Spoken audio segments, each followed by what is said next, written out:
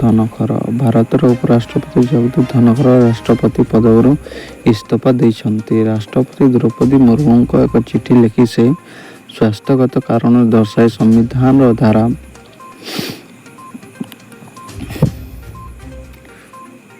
66 ଅନୁଯାୟୀ ଇସ୍ତଫା ଘୋଷଣା କରିଛନ୍ତି।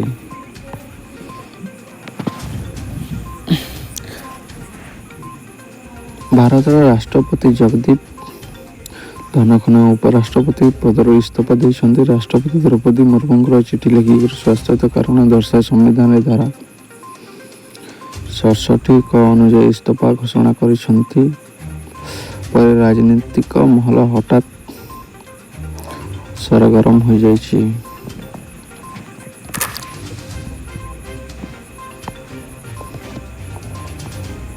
ପରବର୍ତ୍ତୀ ନ୍ୟୁଜ୍।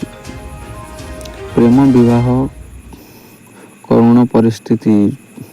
ଯୌତୁକରେ ଡିଜେ ଗାଡ଼ି ନ ଦେବାରୁ ନବବଧୂ ମୁହଁରେ ତକିଆ ପକାଇ